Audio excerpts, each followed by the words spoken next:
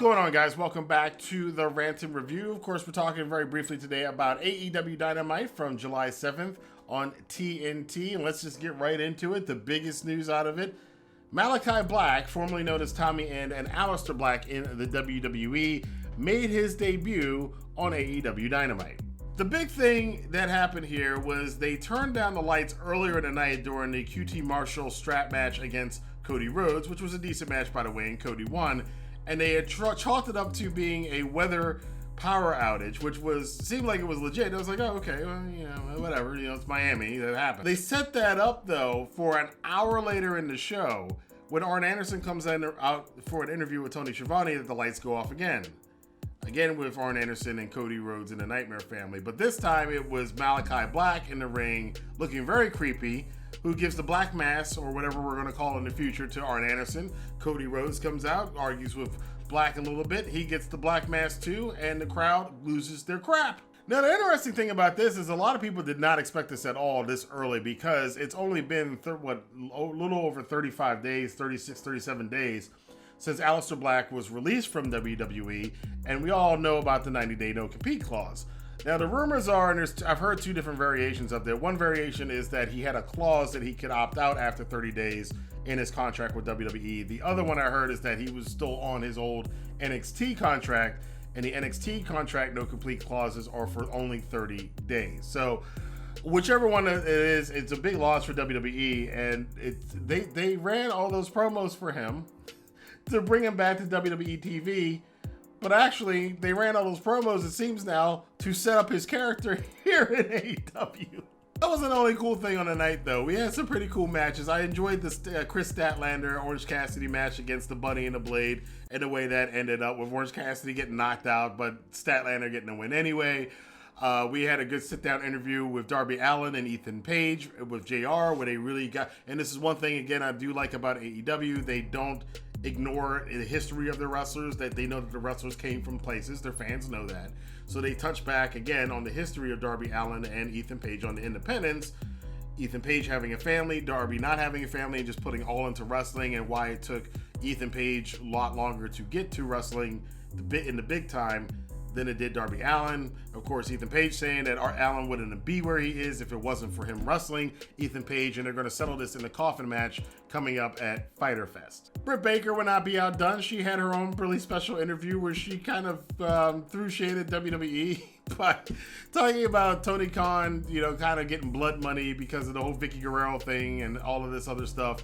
And then she said, well, maybe we'll just have a Dynamite in Saudi Arabia since you're taking blood money. And I was like, wow, we just, your boy works there, right? And another good interview they had during the night, Kenny Omega was confronted once again by the Dark Order. And the brilliant thing about this is that neither one of them, if you notice, mentioned Hangman Adam Page. The crowd chanted Hangman Adam Page. And this is what I talk about a lot on this channel, about AEW being a step ahead of the crowd.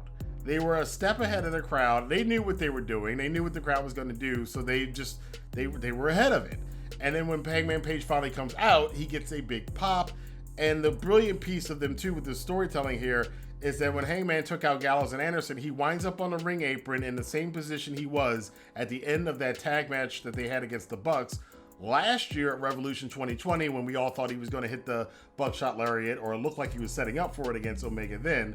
Now with the tides turn and him being a face and Omega being a heel, now I can see that this is all for the match. This all goes into the match, because they're going to have that moment in the actual match that they've been setting up for a very long time now. That is a brilliant way to book a wrestling storyline, and I can't wait to see the two of them get it on. I had Dan Lambert come out, and he's been on Impact Wrestling before, but they had him come out and cut this Jim Cornette kind of promo where he was talking about how wrestling was better in the 70s and 80s, and AEW sucks, and it's terrible, and all this other stuff, which I thought was pretty cool. I also thought it was pretty cool Amanda Nunes was there. Amanda Nunes is one of my favorite UFC fighters. She is legitimately the baddest woman on the planet.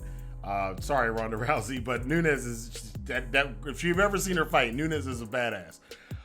But yeah, Lambert being there and just going on and on and on and on and on until Lance Archer comes out and basically buries him in the middle of the ring, and that was pretty cool. That was a pretty cool little spot. I don't know about them doing that every single week, but it's a nice little tongue-in-cheek way to kind of poke back at their haters a little bit, which I don't mind. Andrade El Idolo took on Matt something.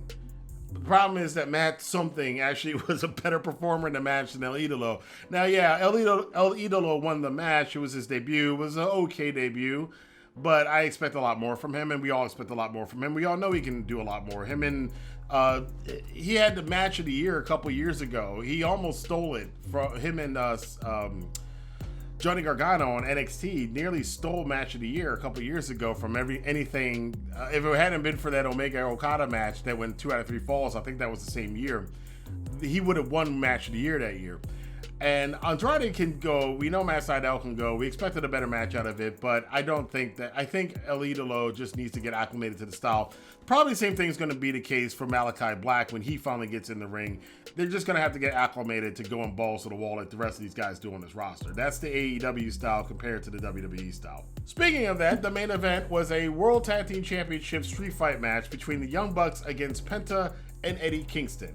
And talk about going balls to the wall. There was everything in this match. There were chairs, there were broken tables, there were streamers, there was coal spray, there were people and bodies falling all over the place, run-ins, everything else. It was the perfect tag team street fight match. They even brought out the thumbtacks. Now this is for a TV match, a TV main event match, which again, we are used to in North America. Those matches not being all that great, they're just kind of setups for other things. This wasn't a setup for anything.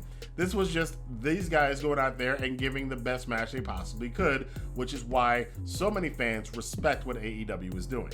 With the match ending with the Young Bucks taking the thumbtacks and putting it in the mouth of Eddie Kingston and super kicking him to get the win, it was just amazing. It looked like Matt tweaked his shoulder or his neck a little bit on one of that Canadian Destroyer he took outside the ring through a table, which was an insane spot. And just everything about the show was just stellar. I just thoroughly enjoyed the hell out of it. And the reason I know I enjoyed the hell out of it is because I did not look at my phone one time while watching Dynamite, which sometimes I do when I watch wrestling shows. I'll look at my phone. I did not look at my phone the entire time of watching the show. That's how good it was.